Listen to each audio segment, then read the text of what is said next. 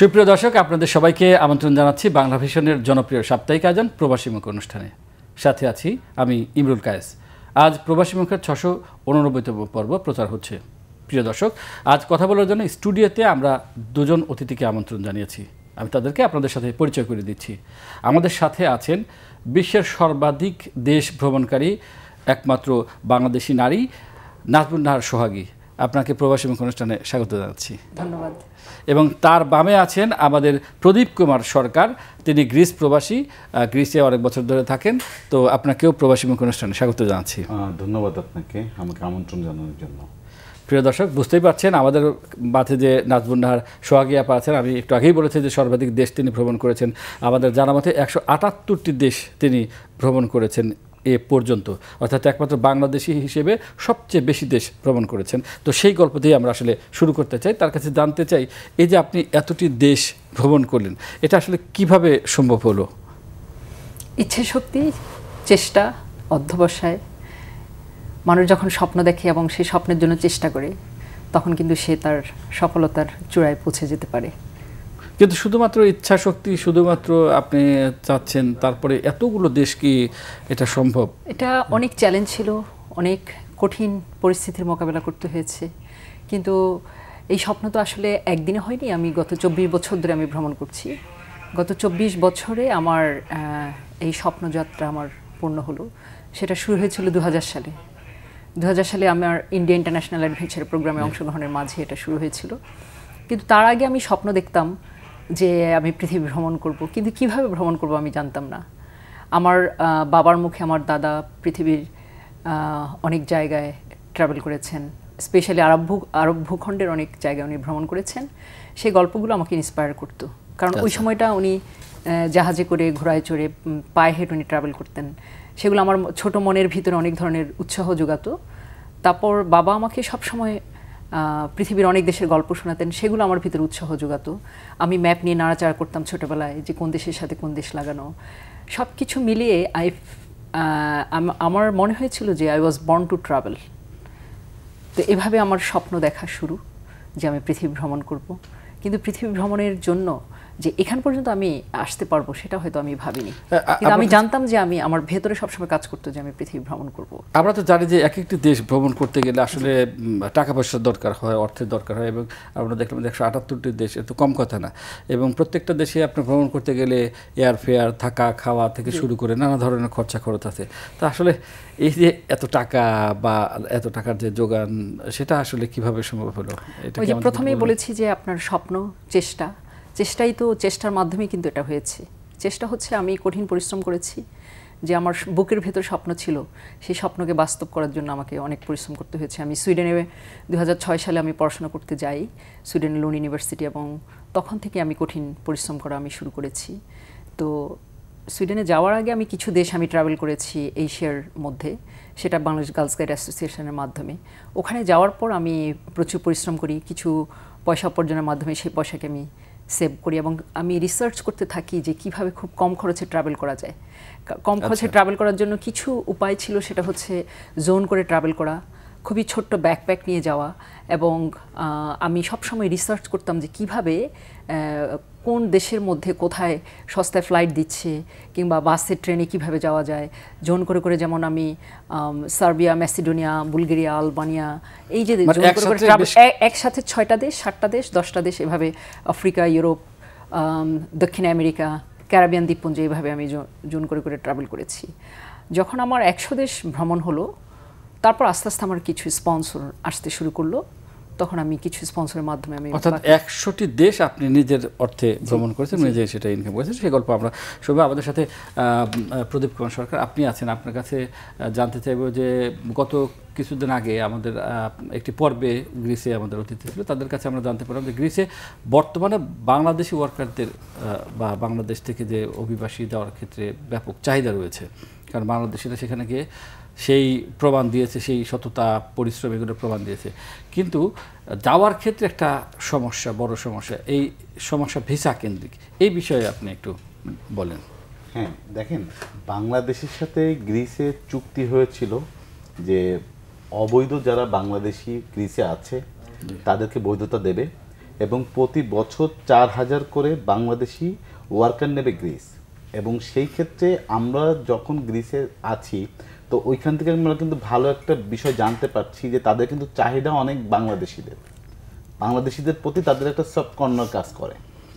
কিন্তু এই ভিসাদের জটিলতা, যেমন আমাদের গ্রিসের ভিসাটা নিতে হতো ইন্ডিয়া যে গ্রিসের এম্বাসি আছে ওইখান থেকে, সেটা তো আরো জটিল হয়েছে 5 তারিখের পরে। হ্যাঁ, আরো জটিল হচ্ছে এবং এখান থেকে কিন্তু আপনার ভিসা পাচ্ছে না। আমি গত 2-3 সপ্তাহ আগে আমাদের বাংলাদেশি নিযুক্ত গ্রিসের যে অ্যাম্বাসিডর রাষ্ট্রদূত জনাব নাহিদুর রহমান সুমনের সাথে আমি ব্যক্তিগতভাবে কথা বলেছিলাম। তো উনি আমাকে যেটুকু জানালো যে গ্রিসের যে অভিবাসন মন্ত্রী আছে এবং গ্রিসের যে শাখাগুলো গেলে কথা বললে গ্রিসের থেকে ভিসাটা পাবে, কিংবা কনসুলার শাখা একটা দেওয়া যায় কিনা, কিংবা এখানে যেমন বেশ কয়েকটা দেশ একসাথে একটা কনসুলার শাখা খুলেছে। কিন্তু আপনি আর একটু জানবেন যে গ্রিসে কিন্তু একটা বাংলাদেশে কিন্তু একটা শাখা আছে, তবে সেটা কনসুলেট শাখা না, কনসুলেট না। তাহলে এদের কাছে বাংলাদেশে যেটা আছে, যারা আছে তাদের কাছে এদের কাজ অন্য কিছু, বাট ভিসা প্রসিডিং এর কাজ এদের না। ভিসা জমাও নেয় না, জমাও নেয় না। তবে যদি খুব দ্রুতই এটা সম্ভব হবে, আমাকে যতটুকু আশ্বাস তো করলেন, খুব দ্রুতই সম্ভব হবে এবং বাংলাদেশ থেকে ভিসা নেওয়া সম্ভব হবে। তবে সেটা কিভাবে? সেটা কনসুলার শাখা খুলতে পারে কিংবা ভিসা সেন্টার খুলতে পারে, এরকম একটা কথা চলছে এবং খুব দ্রুত হওয়ার সম্ভাবনা বেশি। এর জন্য তো অবশ্যই কূটনৈতিক তৎপরতা দরকার। হ্যাঁ, কূটনৈতিক তৎপরতা তারা চালিয়ে যাচ্ছে, আমরা যতটুকু এম্বাসির সাথে কথা বলেছি।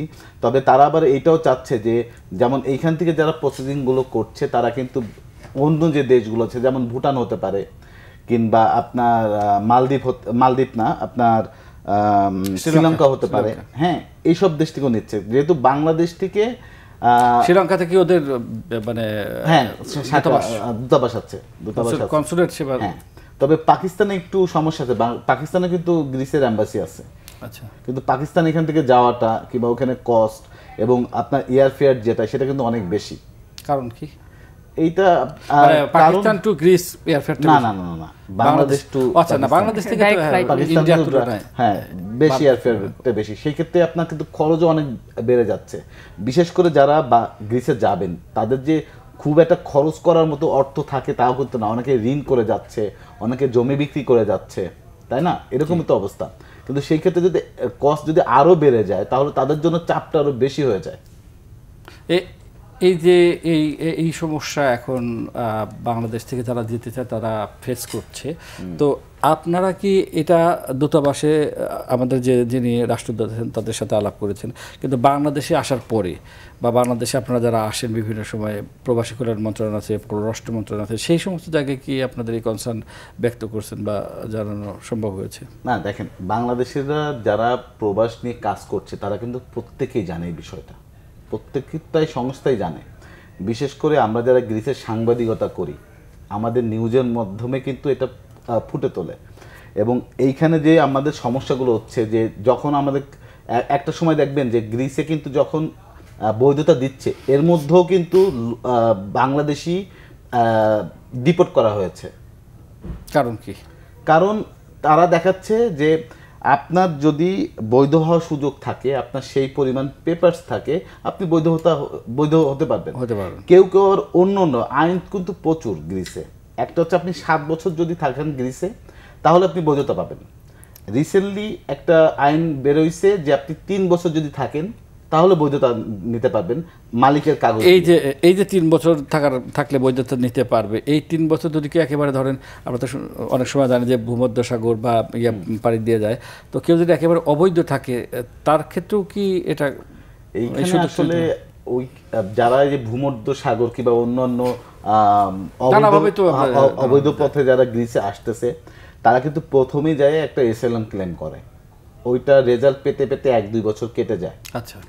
এবং যখন 3 বছর হয়ে যাচ্ছে তখন কিন্তু সে যে কাজ করবে, যে কোনো জায়গায় কাজ করতে পারে, যে কোনো প্রতিষ্ঠানে কাজ করতে পারে, গ্রিক হোক বাংলাদেশি হোক, সেইখান থেকে একটি মালিকানা পেপারস প্রয়োজন যে এই লোকটা আমার এখানে কাজ করতেছে। আচ্ছা। ওই পেপারসটা দিয়ে উকিলের মাধ্যমে বাকি যে 3 বছর যে গ্রিসে সে আছে, তার বৈধ একটা পেপার থাকে 3 বছরের 3 আচ্ছা, মানে যখন এন্ট্রি করলো, এন্ট্রির সময় যে সে অ্যাসাইলাম সিক করলো, হ্যাঁ এই পেপারগুলো দিয়ে সে অ্যাপ্লাই করলেই সে বৈধতা পেয়ে যাবে যদি সরকার মনে করে। আচ্ছা, আপনার কাছে আবার আসবো। আমরা নাজমুন নাহার সঙ্গে আপনার কাছে আরেকটু জানতে চাইবো, সেটা হচ্ছে যে আপনি যে এই যে দেশগুলো ভ্রমণ করলেন এবং আপনি বলছেন যে যখন 100টি দেশ পূর্ণ হয়ে গেল তারপর থেকে আপনি নানাভাবে আপনার নানা ইয়া পাচ্ছেন বিভিন্ন জায়গা থেকে, তো এটা মানে তারাই এগিয়ে আসছে নাকি আপনারা? না, এটা অ্যাকচুয়ালি এটা বোথ পার্টির করেসপন্ডেন্টের মাধ্যমে হয়েছে। আমিও ট্রাই করেছি। তাদের ইন্টারেস্টের জায়গাটা কি? তাদের ইন্টারেস্টের সবচেয়ে বড় জায়গা যে আমি তো বাংলাদেশের ফ্ল্যাগ ক্যারি করে আমি, এটা আমার একটা নোবেল জার্নির সাথে তারা অ্যাসোসিয়েট হলো। আর আমি তাদেরকে কিছু ক্যাম্পেইন করেছি, আমার ভিডিও ব্লগিং অ্যান্ড লাইক আমার টি শার্টের মধ্যে যে ফ্ল্যাগ টি শার্ট আমি পরে যাই, তাদের ক্যাম্পেইন করেছি। আর আমি ইউকেতে অ্যাকচুয়ালি 26টা চ্যারিটির একটা প্রজেক্ট হয়েছে যেটা সাফার ফর পিস চ্যানেলস করেছিল সেটা, তো সেটার গুডউইল অ্যাম্বাসেডর হিসেবে আমি কাজ করেছি অনেক সময়। এবং গাজা, তারপরে হচ্ছে যারা অসহায় শিশুরা আছে তাদের জন্য ফান্ড রেজ করে সেটা তারা গাজা থেকে গিয়েছেন আপনি কখনো? আমি ফিলিস্তিন এবং ইসরায়েলে আমি গিয়েছি। ইসরায়েল তো বাংলাদেশি পাসপোর্টে তো ইয়া থাকে। অ্যাকচুয়ালি কোনো কিছুই অসম্ভব না, ওরা হচ্ছে একটা কার্ড দেয়, ওখানে পাসপোর্টের সাথে কোনো ইয়ে নেই। আচ্ছা, ওখানে ওই পাসপোর্টটা পাঞ্চ করলে ওখানে একটা কার্ড চলে আসে, কিন্তু আগেই সমস্ত সব কিছুই ইমেল করে কিংবা অনলাইনে ভিসা সব কিছু নিয়ে নিতে হয়। নিয়ে যাওয়ার পরে পাসপোর্টের মধ্যে কোনো সিল মারে না ওরা একটা কার্ড হয়, কিন্তু ওখানে ঢোকার পরে ইমিগ্রেশনে তারা আমার সাথে জেরা করেছে অনেকক্ষণ ধরে। কারণ আমার না কেন আসছে তারা তো প্রশ্ন করেছে, এটা আমাকে বলেছে যে তুমি মানে আমার বাপ দাদার হিস্ট্রি, তা আমার নাম হচ্ছে নাজমুন নাহার, অর্থাৎ লাইক আমি আরাবিয়ান, আরবে কেউ থাকে কিনা। তারপর আমি কিছুদিন আগে ইরানে গিয়েছিলাম, তার 2 মাস আগে আমি ইরানে কেন গিয়েছি আমাকে, না আমি ইরাকে গিয়েছিলাম, ইরাকে আমি কেন গিয়েছি আমাকে জিজ্ঞেস করলো, তো আমি বললাম যে ইটস পার্ট অফ ওয়ার্ল্ড। তারপরে বললো যে না তুমি কি করো, অনেক কিছু ইয়ে করলো। পরে আমি আমার পেপার কাটিং কিছু দেখালাম, মোবাইলের মধ্যে ছিল। তারপর সে গুগলে সার্চ করলো, আমাকে সার্চ করার পরে তারপরে সে হাসি মুখে আমাকে আর কি যেতে দিল। ওখানে কি আপনাকে যেতে দিল? যখন আমি বের হয়েছি মানে ইমিগ্রেশন থেকে বের হওয়ার পরে অ্যাকচুয়ালি ভেরি হিস্ট্রিক্যাল, মানে অনেক ইতিহাস তাদের মধ্যে। আমি যখন জেরুজালেমে গিয়েছি, জেরুজালেমে ওখান থেকে প্রায় 2 ঘন্টার মতো লাগে বাস ইয়েতে করে, মিনি বাসে করে, তেল আবিব থেকে, হ্যাঁ মানে এয়ারপোর্ট থেকে ডাইরেক্ট আমি ইয়েতে চলে গেছি। প্রথমে আমি জেরুজালেম চলে গেছি, পরে আমি এসেছি তেল আবিব। জেরুজালেম আমি যখন গেছি, জেরুজালেমে আমি যাওয়ার পর মনে হচ্ছে আমি 1000 ঢুকছেন কি কোন দিক দিয়ে, মানে না আমি নেমেছি কিন্তু তেল আবিবের ওদের যে এয়ারপোর্ট আছে, এয়ার গিয়ে তেল আবিব প্লেনে, হ্যাঁ নামার পরে ওখান থেকে জেরুজালেম চলে গেছি। আচ্ছা, জেরুজালেম চলে গেছি কারণ জেরুজালেমটা হচ্ছে মেইন দেখার মতো জায়গা। তো জেরুজালেমে ওখানে আমি যাওয়ার পরে যখন ওদের যে ন্যারো স্ট্রিটগুলো আছে, যেখানে আপনার আর্মেনিয়ান কলোনি, তারপরে হচ্ছে মুসলিম কলোনি আছে, ওদের 4-5টা কলোনি আছে যেখানে কমিউনিটির লোকজন ওখানে বিজনেস করে। এবং যখন আমি মুসলিম কমিউনিটির ওই কলোনি দিয়ে আমি ঢুকছি, কলোনি অর্থাৎ ওখানে ন্যারো স্ট্রিট আছে এবং দুপাশে অনেক দোকান, এবং ওখানে মুসলমানরা বিজনেস করছে। তারপর আবার খ্রিস্টান কলোনি আছে, এরপর জুইশ কলোনি আছে। তো এরকম করে কলোনি বেস করে করে করে ওরা বিভিন্ন ধরনের স্ট্রিটগুলো বিভিন্ন জায়গা দিয়ে ভাগ হয়ে গেছে। এবং এত অপূর্ব, ওখানে যাওয়ার পর আমি ফিলই হয়নি যে এরকম একটা দেশে এরকম যুদ্ধ চলতেছে বা, এবং মানুষ এত আন্তরিক। ওখানে যাওয়ার পর তারা কথা বলছে, স্পেশালি ফিলিস্তিনি মুসলিম যারা আছে ইসরায়েলের মধ্যে, কন্ট্রোলড বাই ইসরায়েল। তো এটা তো ইসরায়েল কন্ট্রোল করছে, কিন্তু ওখানে ইসরায়েলের মধ্যেও তো অনেক মুসলমান আছে এখনো, যারা অ্যাকচুয়ালি ফিলিস্তিনি, ওরা ইসরায়েলে বসবাস করছে। যখন ওদের ভাগাভাগি হয়ে গেল বা ওই সময়টা থেকেই তারা থাকে। এবং তেল আবিবের মধ্যে কিন্তু মানে আমি শুনেছি তেল আবিব মানে আপনার যে যখন আজান হয়, আজানের শব্দ শোনা যায় চারিদিকে একদম। তারপর তেল আবিবে, হ্যাঁ তেল আবিব আমি সেখানে মসজিদ আছে, হ্যাঁ সেখানে অনেক মসজিদ আছে তেল আবিবের মধ্যে, মসজিদ আছে। আমরা তো আসলে অনেক কিছু জানি না, রিয়াল ফ্যাক্টটা ওখানে হচ্ছে জেরুজালেম আছে না, জেরুজালেম এখন ইসরায়েলের আন্ডারে চলে গেছে, ইসরায়েলি ফ্ল্যাগ চারপাশে উঠছে। এবং আমি যখন মসজিদে আল আকসাতে আমি যাচ্ছিলাম, তো ওখানে আমার প্রায় 18 থেকে 20 জন হবে আর্মি ওখানে, এবং একদম পুরা তাদের বড় বড় আপনার গান গান তাক করা। তো আমাকে এটা ইসরায়েলি আর্মি তো নিশ্চয়ই, ইসরায়েল ফিলিস্তিন বোথ আর্মি, মুসলমান আর্মিও আছে, ওদের দেশে আর্মি আছে, এবং তারা আমাকে বললো যে ইসরায়েলি আর্মি মুসলিম আর্মি যে বলেন তাকে আলাদা আলাদা আমি ওখানে আইডেন্টিফাই করতে পারি না ওরা কোন দেশে, ওরা যেহেতু ইসরায়েলের ওখানে ইসরায়েলি মুসলিম যারা ওরা এটা মেনটেন করছে। আচ্ছা, ইসরায়েলি মুসলিম যারা, তো তাদের হচ্ছে আমি শুনেছি ওখানে কোনো এক সাহাবীর বংশধররা ওই পুরা আল আকসাটা মানে দেখভাল করছে সব কিছু, এবং সেখানে ঢোকার সময় কারণ যে কোনো কেউ ঢুকে এক ধরনের দুর্ঘটনা ঘটাতে পারে, সেজন্য আমাকে পরীক্ষা করার জন্য তারা আমাকে বললো যে তুমি সূরা ফাতিহা পড়তে পারো কিনা। তো আমি বললাম, তারপর আমাকে বললো আর কোন সূরা তুমি পারো, তো আমি সূরা আর রহমানের কিছু অংশ আমার মুখস্থ ছিল, সেটা আমি বললাম। সূরা ফাতিহা বলার পরও কিন্তু আমাকে তারা কিন্তু ছাড়েনি। আচ্ছা, তারপর যে কেউ তো পড়তে পারে, যেকোনো যেকোনো, যখন আমি সূরা আর রহমানের কিছু অংশ পড়লাম মুখস্থ, তখন আমাকে তারা ঢুকতে দিল। ঢোকার পরে তারপর ওখানে একটা কন্ট্রোল রুমের মতো আছে, সেখানে বোরকা থাকে, সেই বোরকা পরে ওখানে ঢুকতে হয়েছে, অজু করে বোরকা পরে তারপর ঢুকে মসজিদের ভিতরে। মসজিদের প্রাঙ্গণ আছে, একদম পুরো প্রাঙ্গণ, যেখানে বলা হয়ে থাকে যে হযরত মুহাম্মদ সাল্লাল্লাহু আলাইহি ওয়াসাল্লাম বোরাকে করে যে ইয়েতে গেছে, হ্যাঁ ঊর্ধ্বাকাশে গেছে, ওই জায়গাগুলো মানে ওই প্রাঙ্গণ থেকে অ্যাকচুয়ালি উনি গেছে অতশো বছর 1400 বছর আগে, কিন্তু ওটা তো হ্যাঁ ওই জায়গাতেই ছিলাম, এবং উনি যে জায়গায় ধ্যান করতেন এটা ধারণা করা হয়ে থাকে যে জায়গায় ধ্যান করতেন ওই জায়গা আল আকসা মসজিদের ভিতরে বিশাল বড় একটা গুহার মতো আছে, যে গুহার উপরে এরকম আপনার বিশাল বড় একটা পাথর, এবং সেই পাথরের নিচে আমরা বিরতি দিয়ে তারপরে এই গল্প আরো শুনবো, খুবই ইন্টারেস্টিং আর কি।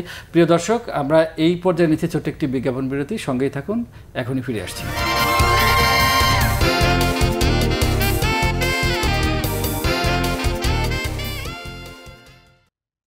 প্রিয় দর্শক, আপনাদের আবারও স্বাগত জানাচ্ছি আমাদের জনপ্রিয় অনুষ্ঠান প্রবাসী মুখ অনুষ্ঠানে।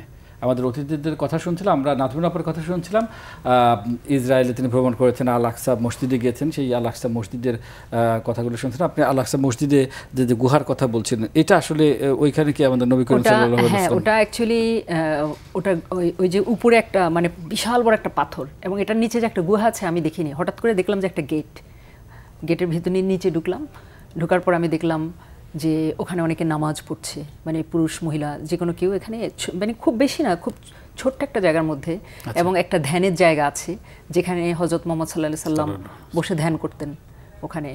তো সেখানে গেলে একটা স্পিরিচুয়াল একটা ফিলিং চলে এসেছে আমার ভেতরে, এবং তখন আমি তারপর আবার উঠে আসলাম সব কিছু দেখে, ভেতর থেকে উঠে এসে চারিদিকে আপনার দেখলাম, এবং ওখানে এত বিউটিফুল মসজিদটা, এবং অনেক ধরনের পাথর, খোদাই করা পাথর, তারপর বিভিন্ন ধরনের মেটাল, তারপর বিভিন্ন ধরনের পাথর, খুব এক্সপেন্সিভ পাথর দিয়ে মসজিদটা করে, এবং অসংখ্য মানুষ ওখানে, নারীরা পুরুষরা, নারীদের কর্নার আলাদা ছিল, পুরুষদের কর্নার আলাদা, ওখানে নামাজ পড়ছে। তো সেখানে আমি যেতে পেরেছি, আমার কাছে এত ভালো লেগেছে যে জীবনের একটা বড় অর্জন। আপনার কাছে আবার আসবো। প্রদীপ কুমার, আপনার কাছে আরেকটি প্রশ্ন, সেটি হচ্ছে যে কোন কোন খাতে বাংলাদেশিদের চাহিদা বেশি, এবং যে সমস্যার কথাটি আপনি বললেন, এই সমস্যাটা কাটিয়ে উঠলে বাংলাদেশিরা কোন কোন খাতে বেশি করে যেতে পারবে বা তাদের সেখানে ডিমান্ড রয়েছে? খুব গুরুত্বপূর্ণ একটা প্রশ্ন। সেটা হচ্ছে বাংলাদেশি যারা আছে প্রায় 35,000-এর উপরে বাংলাদেশি আছে গ্রিসে, এবং গ্রিসে যে রেস্টুরেন্ট যে খাতটা, এইখানে প্রচুর চাহিদা বাংলাদেশিদের, কারণ তারা খুব পরিপাটি করে কাজ করছে এবং খুব পরিশ্রম করে কাজ করে। আচ্ছা, যার কারণে কাজের দিক দিয়ে বাংলাদেশিদের যে একটা চাহিদা সেটা অনেক বেশি। আর গ্রিসে কিন্তু অ্যাথেন্সের মধ্যে বেশ অনেক, প্রায় 300-400 গার্মেন্টস আছে, যার মালিকানা কিন্তু ম্যাক্সিমামই বাংলাদেশি। আচ্ছা, ওই গার্মেন্টসগুলোর মালিকও বাংলাদেশি, এবং সেইখানে কিন্তু এখন ওইখানে কর্মী সংকট প্রচুর। এই গার্মেন্টসে কিন্তু কর্মী সংকট প্রচুর, এবং আগে যে গার্মেন্টস যে ব্যবসাটা, সেটা কিন্তু আগে প্রথমে গ্রিক ছিল, পরে আরবি, এখন কিন্তু রাজত্ব করছে বাংলাদেশিরা। আচ্ছা, এই গার্মেন্টস ব্যবসা গ্রিসের কতদিন ধরে এটা? এই যে প্রায় গত 10 বছর ধরে আপনার বাংলাদেশিরা রাজত্ব করছে। এবং এটা কি যারা ওখানে যারা বাংলাদেশে আছে তারা, নাকি বাংলাদেশ থেকে গিয়ে ওখানে ব্যবসা? না, ওইখানে আমি এমনও গার্মেন্টস ব্যবসায়ীদের চিনি, তারা সাধারণ মানুষের মতোই গেছে। আচ্ছা, এবং তারা একটা পর্যায়ে কাজ শিখছে, কাজ করছে, এবং ব্যবসা ছোট করে শুরু করছে, এবং তারা এখন অনেক অনেক বড় ব্যবসায়ী। কি ধরনের শুধু কি পোশাক নাকি পাশাপাশি সোয়েটার বা হ্যাঁ, পোশাক কথা বলছি, জামা কাপড়? এখানে গার্মেন্টস ব্যবসা বলতে কি, এখানে অর্ডারগুলো যেমন কোম্পানি থেকে নিচ্ছে, কাঁচামালগুলো তারাই দিচ্ছে, এখানে শুধু সেলাইয়ের কাজ। ম্যাক্সিমাম গার্মেন্টসে আমি যতটুকু ঘুরে দেখেছি এবং বেশ কয়েকটা রিপোর্টও করেছি, তার উপর আমি শুধু ওই সেলাইয়ের কাজগুলো বেশি দেখেছি। কিন্তু এখন কিন্তু গার্মেন্টস ব্যবসায়ীরা কিন্তু একটাই কথা, যে তারা যাতে নিজেরা ভিসা দিয়ে বাংলাদেশ থেকে লোক নিতে পারে। এখনও কর্মী সংকট প্রচুর, কারণ গ্রিসে সাধারণত যারা যায় প্রথম পর্যায়ে 2-3 বছর থাকে, তারপরে অন্যদিকে শিফট হয়ে যায়। তো সেক্ষেত্রে যারা এই শিফট হওয়ার কারণ কি? এখানে কি মানে আয় কম, যারা অন্যদিকে চলে যেতে চায়? এখানে আসলে এখানে কথা বলতে গেলে তো অনেক অনেক বিষয় আছে। যেমন একজন আপনি যে ইউরোপে যাচ্ছে তার প্রধান টার্গেট হচ্ছে সেই ইউরোপে নিজে সেটেল হবে, তার যে পরিবার, স্ত্রী বলেন, ছেলে মেয়ে বলেন, তাদেরকে নিয়ে যাবে। কিন্তু গ্রিসে কিন্তু এটা কিন্তু খুবই টাফ ব্যাপার ফ্যামিলি নেওয়া। যেমন আপনার যেহেতু ইন্ডিয়াতে আপনি যে বলেন যে 3 বছর পর বৈধ হতে পারে, তো বৈধ হওয়ার পরে সে তার না, বৈধ হইলেই আপনি ফ্যামিলি নিতে পারবেন না। কারণ কি? এইখানে এই আইনটা 3 বছরের যে আইনটা এবং বাংলাদেশের সাথে যে চুক্তিটা হয়েছে, এই আইনটা যে আপনি কার্ডটা ব্যবহার করছেন, যে বৈধ কাগজটা ব্যবহার করছেন, এইখানে কিন্তু আপনি কোনো পরিবারে কোনো কাউকে নিতে পারবেন না, সেটা স্পষ্টভাবে লেখা আছে। যখন তারা গেজেটটা পাস করছে, ওই গেজেটেই লেখা আছে আপনি এই কাজগুলো করতে পারবেন, এই কাজগুলো করতে পারবেন না। আবার 7 বছরের আইনে যারা কাগজ জমা দিয়েছে এবং যারা বৈধতা পেয়েছে তারা পরিবার নিতে পারবে। কিন্তু পরিবার নিতে গেলে আপনার যে এফিডেভিট করা লাগে কিংবা অন্যান্য যে জটিলতাগুলো, সেগুলো আপনার অ্যাটাচমেন্ট করতে হবে ইন্ডিয়াতে গিয়ে। তো সেই ক্ষেত্রে এইখানে জটিলতা রয়ে গেছে। নাজমুল আপা, আপনার কাছে জানতে চাইবে যে আপনি তো অনেক দেশ ভ্রমণ করেছেন, 178টি দেশ আমি তো বললামই। তো এই দেশগুলোর সংস্কৃতি, খাদ্য, পোশাক সব কিছু আলাদা। আপনার কি কোনো সমস্যা নেই? ধরেন কোথাও গেলেন, খাবার দাবার এই সমস্যা বা তাদের ভাষা বুঝতে সব কিছু মিলে? জি জি, আসলে 178 দেশের 178 রকমের খাবার এবং তাপমাত্রা সবই কিন্তু আমার শরীরের মধ্যে আছে। সো আমি যখন পৃথিবী ভ্রমণ করার জন্য আমি প্ল্যান শুরু করেছি বা করেছি, তখন আমি এটা ভেবে নিয়েছি যে এটা বিশাল বড় একটা চ্যালেঞ্জ, এবং এই চ্যালেঞ্জের মাধ্যমে আমি অনেক কিছু শিখতে পেরেছি, অনেক কিছু জানতে পেরেছি। যখনই কোনো প্রবলেম এসেছে, খাবার হোক বা ওয়েদার হোক, নানা ধরনের জটিলতার মধ্যে আমাকে যেতে হয়েছে, আমি অনেকবার মৃত্যুমুখে পতিত হয়েছি। কিন্তু খাবারের যে বিষয়টা হচ্ছে গিয়ে, যখন আমি যেই খাবার পেয়েছি সেই খাবার আমি খেয়ে ফেলেছি।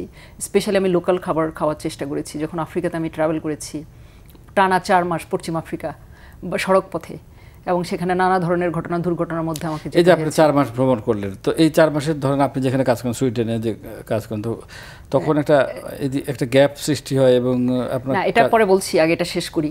আমার খাবার আপনার যেমন ইয়াম আলু আমি খেয়েছিলাম, তারপর হচ্ছে আপনার আমাকে কচুমুখী আছে সেটা সেদ্ধ করা ছিল, সেটা খেয়ে থাকতে হয়েছে। তারপর হয়তো একটা মেজ খেয়েছিলাম। তারপরে লোকাল ওদের যে খাবারগুলো যখন যেখানে যেটা পেয়েছি সেটা খেয়ে কিন্তু আমাকে বাঁচতে হয়েছে। আবার অনেক জায়গার মধ্যে আটকা পড়েছি মধ্যরাতে, 3.5 ঘন্টা জঙ্গলের মধ্যে আপনার পায়ে হেঁটে হেঁটে আদিবাসী বাসায় আশ্রয় নিয়েছি। খেতে পারিনি 2.5 দিন, এমনও সময় গেছে খুব কঠিন। একটা আপেল খেয়েছিলাম, হয়তো একটা অরেঞ্জ খেয়ে সারাদিন কাটাতে হয়েছে। এভাবে আপনার ধরুন কাঠের মধ্যে ঘুমাতে হয়েছে।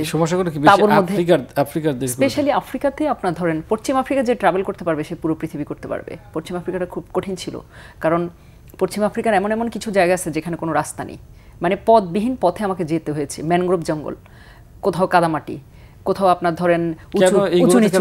মানে ওগুলোকে দেখার জন্য গেছেন নাকি? যে অ্যাকচুয়ালি আমার তো পয়সা ছিল না, আমার তো পয়সা খুবই কম ছিল। আমি সেই একটু পয়সা যদি আমি বাঁচাতে পারতাম, সেটা দিয়ে আমি আরেকটা শহর দেখতে পারবো, এটা সবসময় আমার ভিতরে কাজ করতো। আমি একবেলা খেতাম অনেক সময়, হ্যাঁ, হয়তো খুব এনার্জেটিক কোনো খাবার একবেলা আমি খেতাম।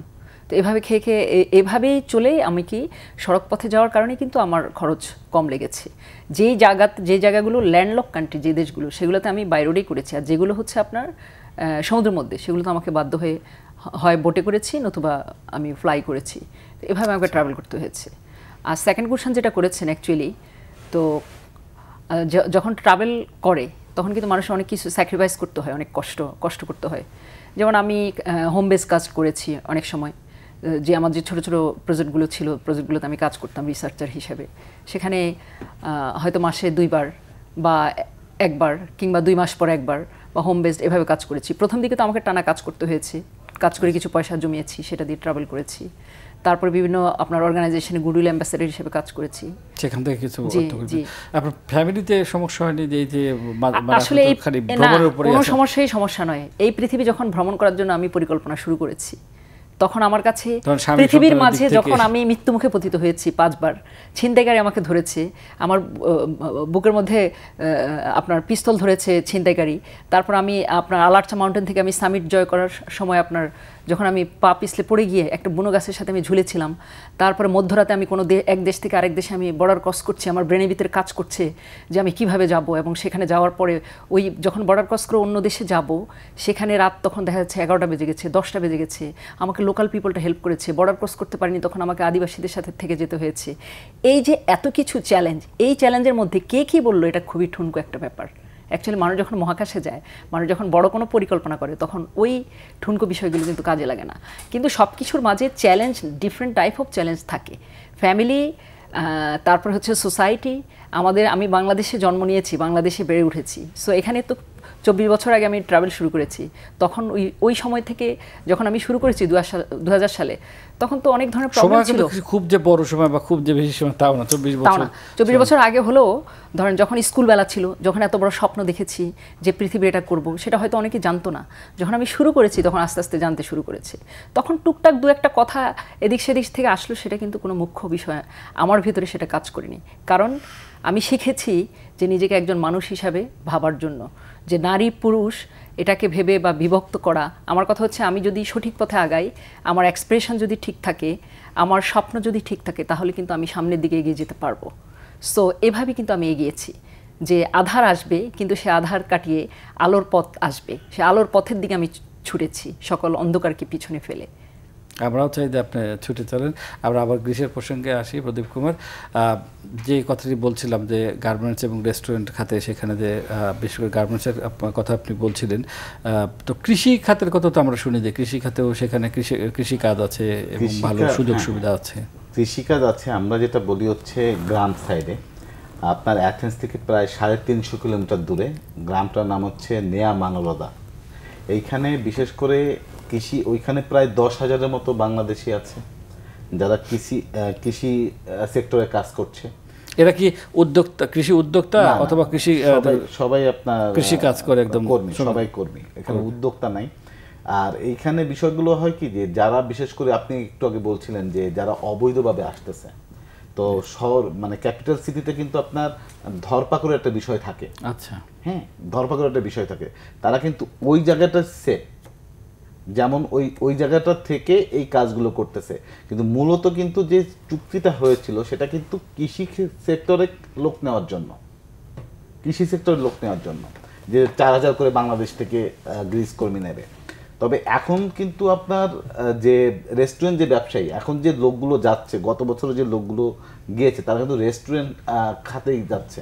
ওদের ভিসা কি ছিল, মানে কৃষি খাতের ভিসা ছিল না, রেস্টুরেন্ট। যারা এখানে ভিসাটা ডিপেন্ড করতেছে আপনাকে কে ভিসাটা দিচ্ছে, একজন কৃষি জমির মালিক দিচ্ছে নাকি একজন রেস্টুরেন্ট মালিক দিচ্ছে, তার উপর ডিপেন্ড করতেছে আপনার ভিসাটা কি। এবং এইখানে কোনো বাংলাদেশি যদি রেস্টুরেন্টের মালিক হয়, আমি তো শুনছি অনেকেই বাংলাদেশি রেস্টুরেন্টের মালিক, যেমন গার্মেন্টস সেক্টরের কথা বলেন, তারা কি ভিসা দিতে পারে যে মানে কর্মী নেওয়ার ক্ষেত্রে? এখানে অবশ্যই দিতে পারে।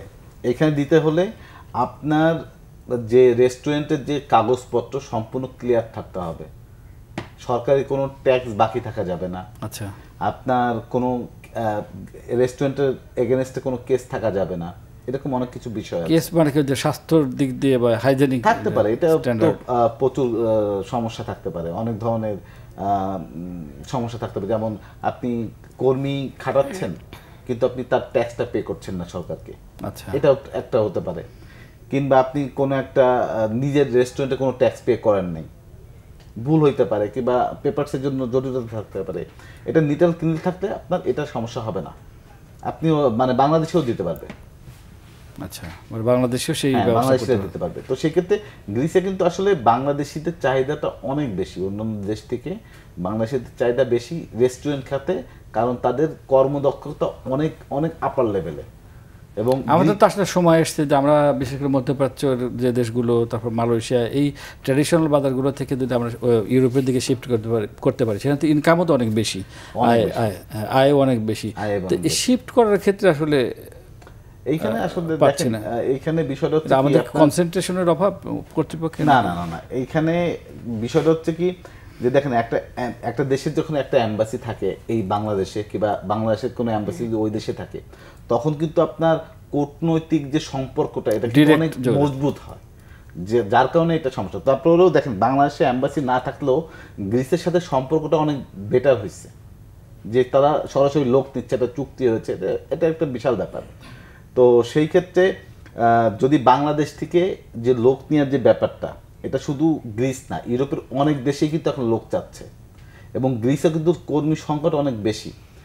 আপনি যদি একটু করোনার পর থেকে একটু খোঁজ নেন, তাহলে দেখবেন যে টোটাল ইউরোপে এখন প্রায় 30 থেকে 45% কর্মী সংকট আছে, যারা তৃতীয় দেশ থেকে লোক নেওয়ার চেষ্টা করছে। এবং তারা তো এখন শুনলাম যে আফ্রিকার দিকেও কিছুটা মুখ করছে, ওই আফ্রিকা থেকে লোক আনার জন্য।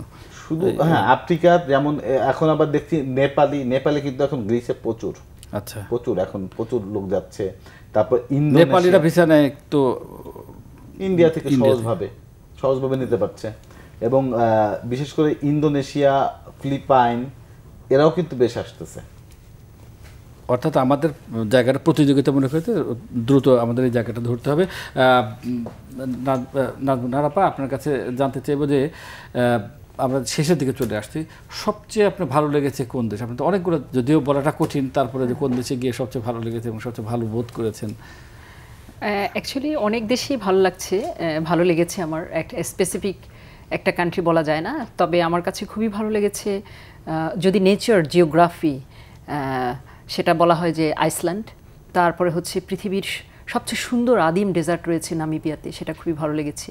তারপরে চিলির আতাকামা, যেটা উত্তর চিলি, সেখানে 100 বছর বৃষ্টি হয়নি, চাঁদের মাটি, ওখানে গেলে মনে হবে যে ওই মাটিটা চাঁদের মাটির মতো, খুবই অপূর্ব। তারপরে হচ্ছে আপনার পেরুতে 7 কালার মাউন্টেন, যেটা রেইনবো মাউন্টেন, সেটা রয়েছে। কোস্টারিকা খুবই বিউটিফুল, সেন্ট্রাল আমেরিকার মধ্যে। তারপরে ক্যারিবিয়ান দ্বীপপুঞ্জের মধ্যে সেন্ট লুসিয়া খুবই সুন্দর। তারপরে সেন্ট ভিনসেন্ট অ্যান্ড গ্রেনাডিস খুবই বিউটিফুল। ওশেনিয়ার মধ্যে আপনার ভানুয়াতু খুব বিউটিফুল, ফিজি খুব বিউটিফুল। আচ্ছা, তার মানে অনেক, আপনার লিস্ট আসলে অনেক বড় আছে। একদম ছোট করে বলবেন কি যে এই যে আপনি এত দেশ ভ্রমণ করেছেন, কোনো ভ্রমণ কাহিনী বা কোনো লিখে? জি, আমি লিখছি। আমি খুব ভালোভাবে লেখার চেষ্টা করতেছি, যেন তথ্যবহুল লেখা হয়, যেটার মাধ্যমে ফিউচারে যারা বাচ্চারা আছে, তরুণরা, তারা যেন শিখতে পারে খুব তথ্যবহুল। সেজন্য একটু সময় নিয়ে আমি এটা রেডি করছি।